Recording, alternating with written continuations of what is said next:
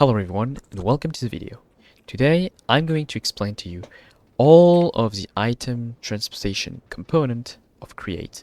We're going to go easy from the andesite funnel all the way up to the mechanical arm, all the brass tunnel. They are a lot easier to understand than you may think.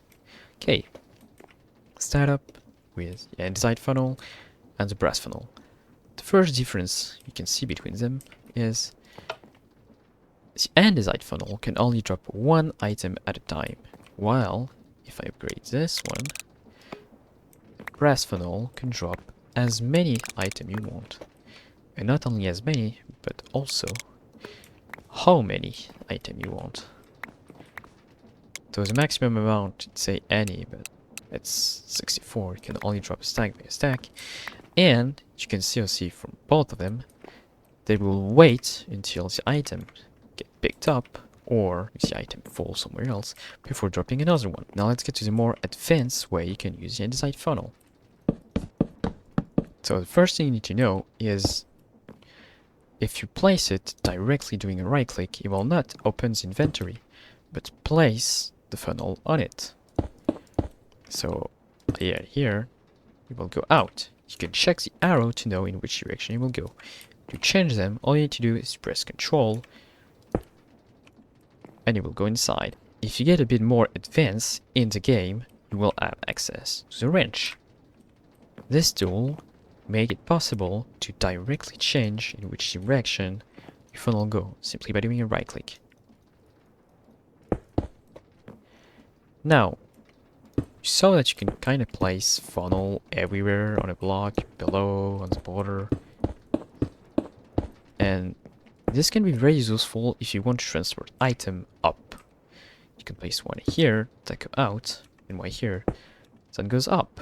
So this one will extract the item, throw them up, and fill, if I manage to open it up, this barrel. So if I fill up with a stack of andesite alloy, it will fill up one item per one item. I can also change it to a brass funnel. Oh, didn't see anything. There you go. So while the brass funnel can take in or out up to one stack, the andesite funnel can only take out one item per time, but you can take up to one stack. That's why everything gets directly put in the barrel. Or not. There you go.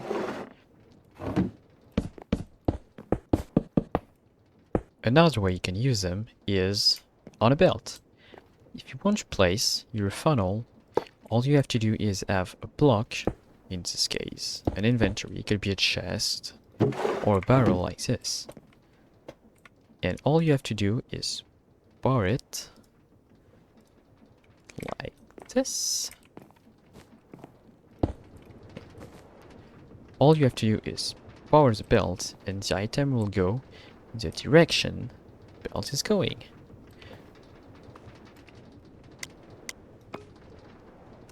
That's why you don't have the little arrow on the border here. Something else you can do is make them bigger. This can only work on the belt, and it's mostly used if you have a fan blowing fire here for like cooking, for example, or bulk washing, bulk smelting.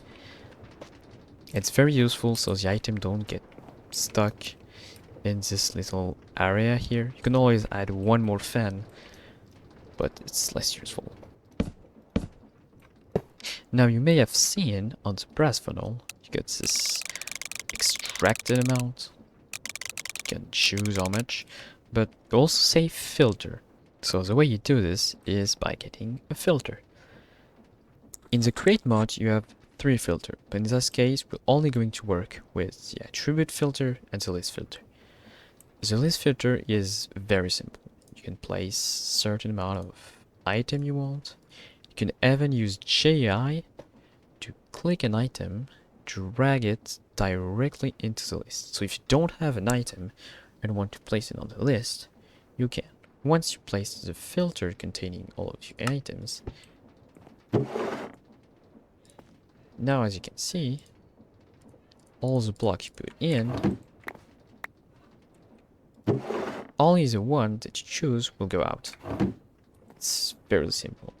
Something else you can do is go on the deny list. Simply reverse the process, and all of the items that match the list will not go out. The attribute filter work a bit like the same. You place an item in, but it's a lot more advanced.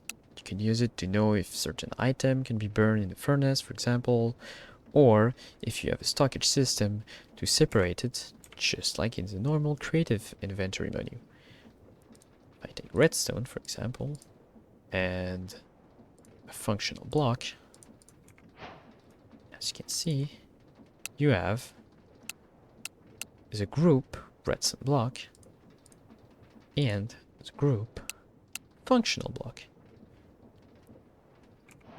So the attribute filter can be used for more advanced processing or item management, while the list filter is a lot easier to use for the beginner, or if you want to make a simple sorter system in your iron or gold farm. Now, something very useful about the filter is if all of the space is still not enough for you, you can place filter inside filter. So here, for example, I have the deny list, that deny redstone dust. If I place it in, and I place redstone dust, well, go out. That's because I have a double deny list. So I deny the redstone. I don't deny the redstone. I deny denying the redstone. So if I allow this, normally now, it should work. There you go. Redstone is in because I've allowed the denying of the redstone. You can make pretty fun stuff with this. Seems like we also can put different type of list inside of list. And something very useful about this is you can place package filter inside of list. Now I know I say that I wouldn't talk about it in this video, but it can be very useful when I get to the next episode about the last version of Create. Next up, the chute. Now the chute is very simple. Take item up, put them down. If I take these cogwheels, get filled up pretty fast. Now, if I put my goggles on, hang on, give me a second to find them. There you go. You can see that the chute can only hold 16 items.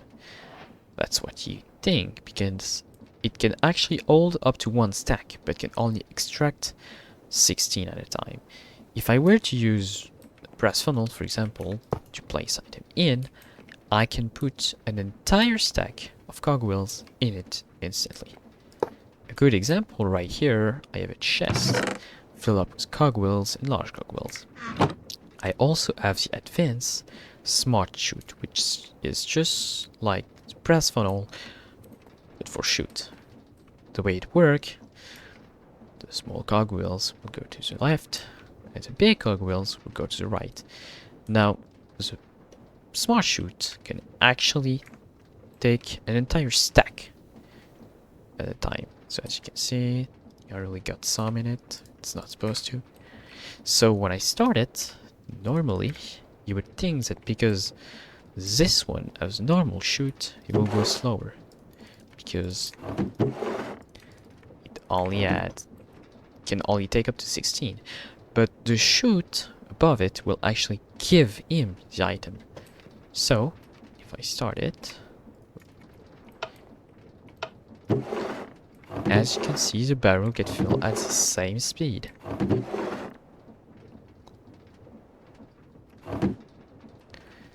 So the thing you need to know is if you actually want to use a chute, if you have space for it and want to make your machinery or factory very fast, you can always add a small chute about it to make it 4 times faster, because a stack is 4 times better than only 16 items at a time. Now, what's the difference between the chute and the smart chute? Well, one of them can be redstone powered, and it will not take up any item. You even get a nice texture change above it. This one will still take an item. But one thing that makes the normal chute better than smart chutes, not only that its crafting recipes is way cheaper, it's because you can't make them go diagonally, whilst normal chute can. So now, if I drop an item inside here, we'll find it just below. Not supposed to be here. So the nice thing with this chute is not only you can go diagonally, but you can also make branches. So you can have as much as you want. And if I drop any item in any of this hole, just throw my inventory in here, and I go back down, I can pick up everything. That's nice. Something else you probably want to do is shoot. You probably want this nice glass-like. You can always get yourself up a wrench, which is very easy to craft even at the start of the game. And you can get this nice glass one. But if the chute is like this, you won't be able to make it glass. But if I get my goggles on, I can actually see this item inside. So, as long as you have goggles, you don't need to be glass to actually see what's inside. Now, I put my goggles on. You can see that it says that the items are moving downwards, no attached fan. So, what if we did attach a fan? Get a fan, place it down here.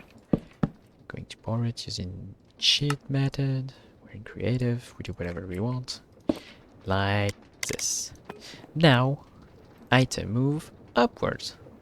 The only way we can technically put item in is not like this. It's not supposed to happen. Oh, that's new. That's definitely not supposed to happen. Anyway, the only way you can technically, without using glitch, put item inside the chute could be using funnels. You can place funnels that goes inward, and now you can throw your items in. They go up. Now, you can see that my fan is currently moving at 64 rotation per minute. Item is still pretty slow, but don't worry, if I put it to maximum speed, it's more than enough. Also, the air blowing on top don't really work. Now I told you that you can place brass funnel to put items in. That's because you can't use diagonal chute to put the item in. They will still get blow up. That won't work. Also something else, if you have, just like I did, multi-branch section, all the item will go up the main one. And it's a bit slower. That's because of the branch.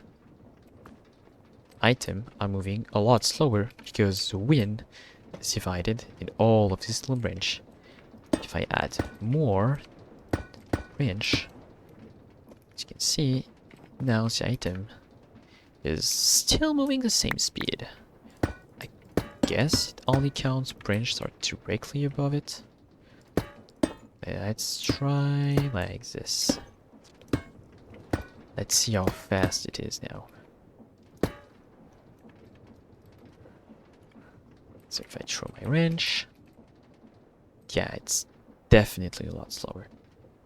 So every time you make a branch, the wind speed gets divided by 2. That's good to know. Now that you made things that using the normal fan is a lot better and faster. This item is technically loose. It will despawn after 5 minutes, and if there is any mob that push it, or you walk while you were repairing your farm or something, he will pick it up. The chute always have the item inside. You will never lose it. It works as an inventory. You will keep it after 5 minutes, and it's better than the fan in every possible way. If you put it all the way up, I can even go all the way to the build limit, and the wind is still going. The particles are still moving. That's because when the fan is pouring a chute, you can go all the way up to the build limit, theoretically infinitely up, and it would still blow item up at the same speed. And if I break this chute will go downward, so you can't use a chute to blow air into another one.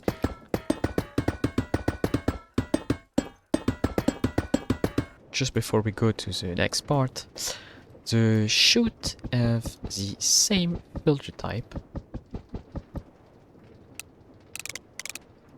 than the brass funnel. You can see. Now the difference is that I can't set an extracting amount because this one is not currently above a chest. This one work because the chest is above. Since this one doesn't have an inventory, you can't set him to special output. Like the chest, now I can, but the second I break it, it's gone. So the chute, you can't really control what they can hold, what their inventory will look like. It will only choose how much it's extracted. So that means that if I have a chute that can extract 30 items, I can put more into it using the funnel, for example. So a chute set to 30 could theoretically have 64 items in it. See, belt. I kind of want to put this back. Excuse me. Excuse me. Wrench. There you go.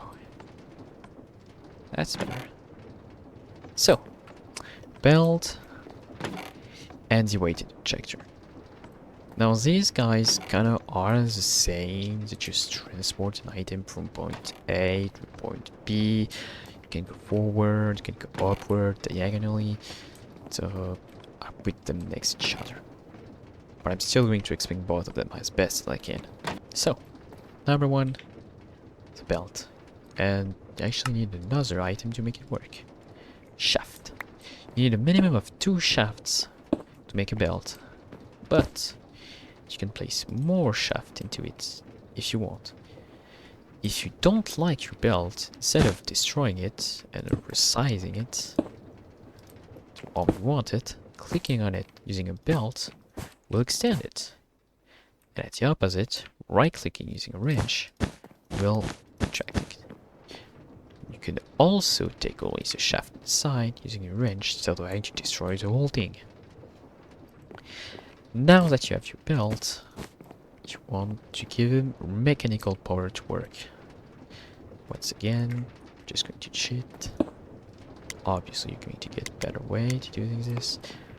Now, I already explained how these guys work, but you can also extract stuff from a belt like this, or from the bottom like this. It will work if I throw an item here, here, and if I send 2, it's inside.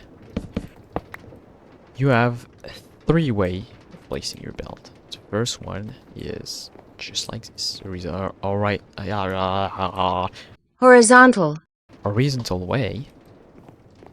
You can also place it vertically, like this. Now you can throw item on this one. The belt in this case is only used to transfer power. You can't use it for anything else. And the last way you can place a belt is diagonally, like this. Now you can't make a belt in other ways that perfectly diagonally. You have to make it go diagonal perfectly from block. You can place it below or above or anything. So now that you have your belt, they can power each other, you can try them up, fly with them. You will also move player or entities that goes on it.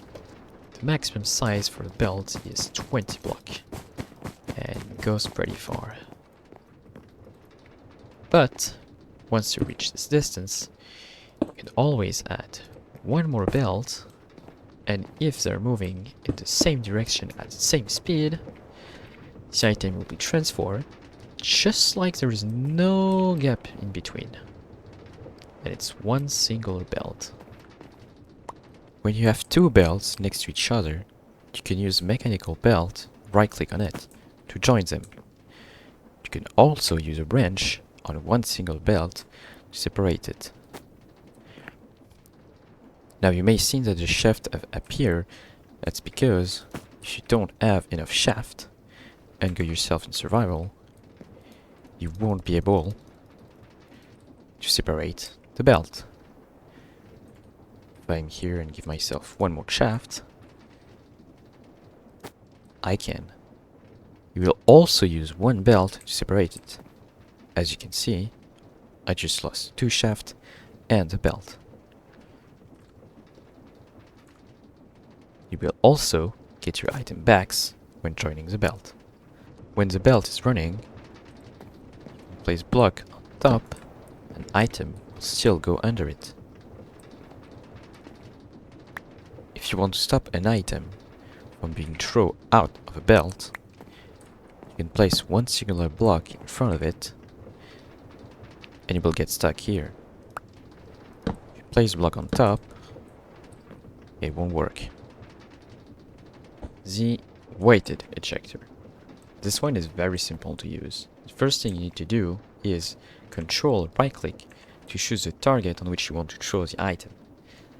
You can technically put this anywhere on your word. It can be on a chute, can be on a funnel, can also be on a belt.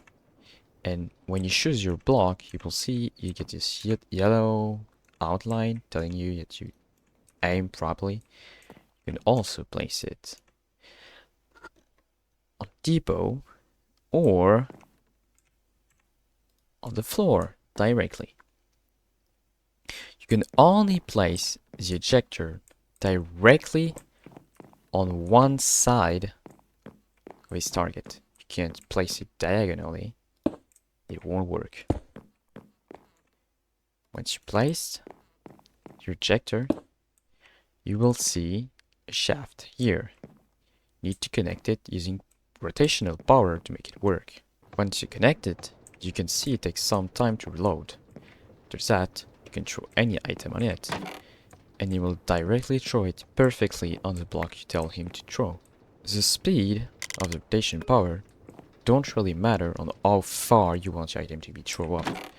It only matters on how fast or slow the ejector will reload.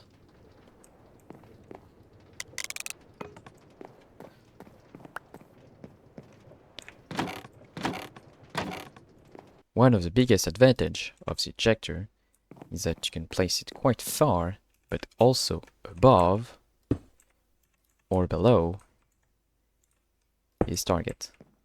Since you can throw an item anywhere you want using an ejector, you can also throw it on another one.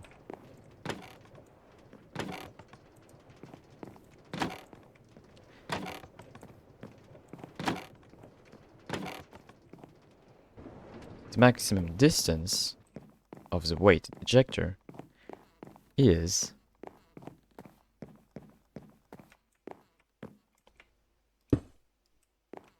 very far. The weighted ejector can be powered using redstone to make it stop working.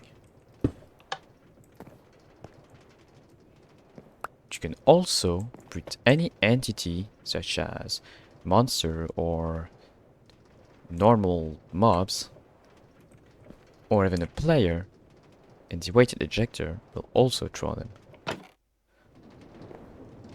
If you're planning on transporting player or entity using this method, you need to remember that you will still take full damage. The last thing you need to know about the weighted ejector is his counter. The ejected stack size. If I set it to 4, for example, here I only have 2 gunpowder. So, if I add more to it, the weighted ejector will take the gunpowder. Contrary to a normal depot, which once takes the item, won't be able to take more.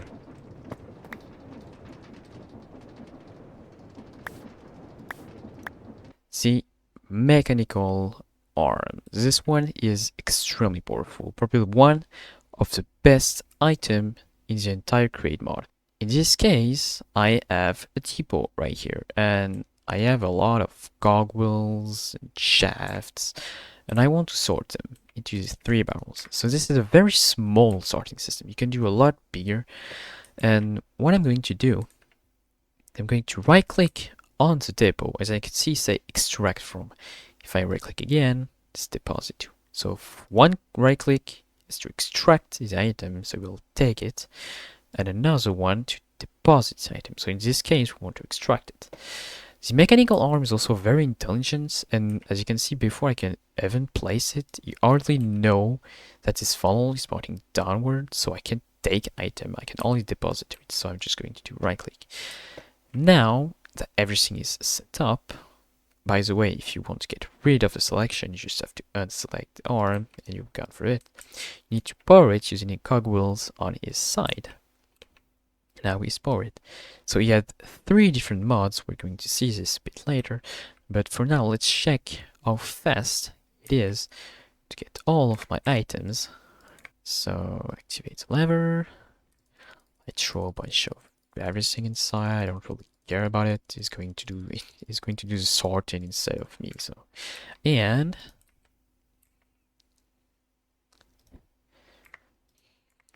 perfectly sorting everything. Our mechanical arm is done, and everything is filtered out. So it's extremely powerful, and it's also very smart. For example, if I take any item and just place it on it, you will not take it because you already know you won't be able to place it anywhere else. So this has filters, small cogwheels, big cogwheels, but it's wood, so he doesn't have anywhere to place it, so he won't take it. Mechanical arm, you have 3 distribution methods that shades right above. The first one is round robin. If I get myself a lot of wood and I place one, it will pick it up and place it on the first belt. I get another one, pick it up, place it on the second. Another one, pick it up, place it on the other one. If I start to throw a lot of wood, it's going to place them correctly.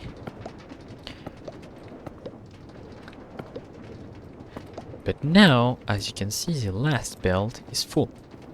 If I give him more wood, it's going to place on the first one, and he doesn't care about the last lane. It's just throwing blocks where they can go. But if I change it, I put it on forced round robin, it's going to place it, and it's stuck. So he picked the block up because he knows he can technically place it here. He doesn't really care about it because it's on forced round robin. So even if block you could like throw something else, he still wouldn't be able to place it. So that's why he pick it up contrarily to here. If I take one slip, I'll be able to place it and get stuck again. Next is prefer first target. So the way it works, when you got your mechanical arm and you get your extract from, is going to choose in orders. For example, if I take this one first, and this one second, and this one last, I place it again, destroy this because it's going to be infinitely filling it. If I throw, we'll always place it on the middle. Well, except here because it's... Okay, I didn't put it on. Now it worked. So it will always place it on the center until it's full. Then you will place it on the one on the right until it's full. Then you place it on the one on the left. If you have your mechanical arm and you give it multiple extracts, all of the different distribution method will also work for the entry. For example, if I put forced round robin, I throw myself an item here, he won't take it. I place it here, he will take both.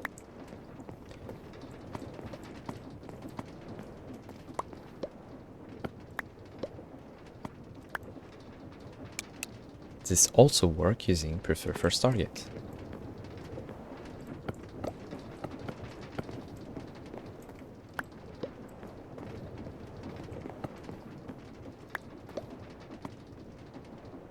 You can also give him goggles. And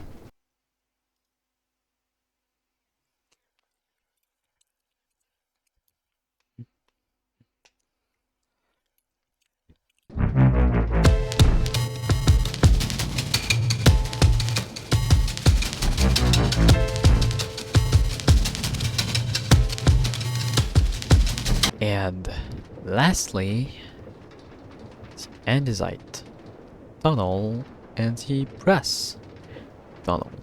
The first thing is you can't place them anywhere on your board. You have to place them on belts. It only has two uses cases. The first one, if you throw more than two items at the same time on a belt, one item will be taken on the side and the other one will continue his route.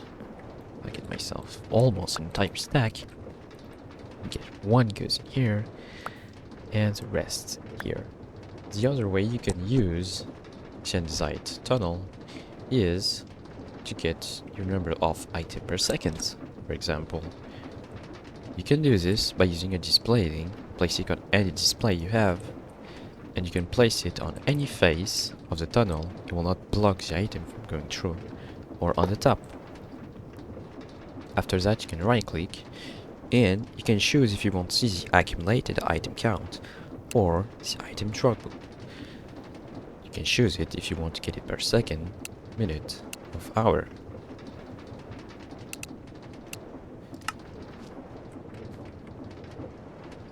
Now, if I throw item on the belt,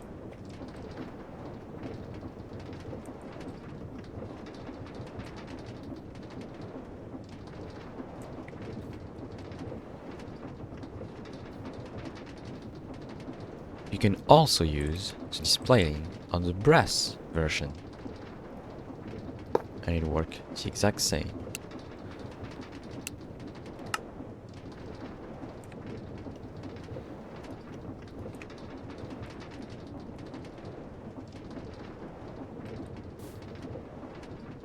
Contrary to the andesite tunnel, the brass tunnel is a lot better. As you can see, you have filter in the front and in the back. So you have the ability to choose whether or not you want an item to go in and where you want it to go out. As you can see in this example, I have 3 filters and I'm going to place a filter here. Now, if I throw my recent torch, we'll be able to enter and will be placed in the correct place. If I throw a block of redstone, it won't be able to get in, but if I take the filter away, all the items will be placed where they belong. So you can use this to separate and sort items directly on belt. While I was making the video, I remember that if you place a filter for the exit of the tunnel, but you don't place one for the entry, if you throw an item that don't belongs in, it it will still go inside, but will get stuck. So, all item will be blocked. Where you can solve this is using your goggles. You can see what item is stuck inside. You can do a simple right click on any of the tunnel to take it out. Using the brass tunnel, you also have the possibility to change the distribution method. There are a total of 7. First one is split. For example, if I throw 60 redstone and I take away all of the filter, the tunnel will separate all the redstone into perfectly equal stacks. Now, if one of the belt get full and I throw redstone on this, it will separate them on all of the other belts that are free. In this case, 10 redstone and 10 redstone. If you want to solve this last issue, you can always use the forced split. The forced split works exactly the same as a normal split in normal circumstances. Here, I can get 20 redstone, 20 redstone, and 20 redstones. However, in this case, one of the belts gets full, and I throw my redstone, it will take it, but it will not output it until the belt becomes free.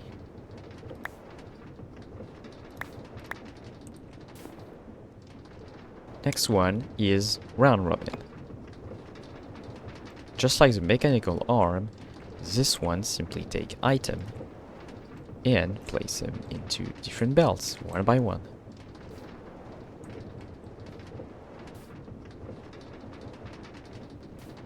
In this case, if I throw my entire stack of redstone, instead of dividing it, it will send it all on one single belt. Forced round robin work just the same, but if one of the belts is full,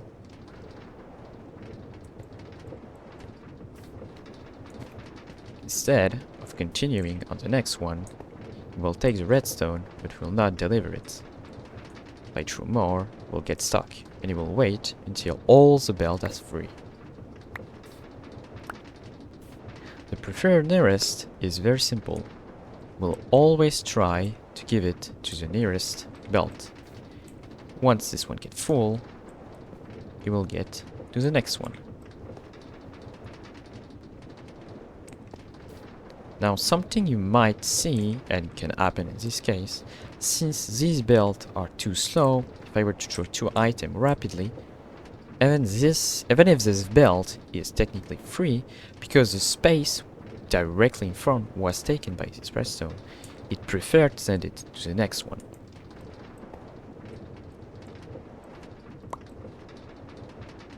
Randomize. It just randomize the items. And finally, synchronize input.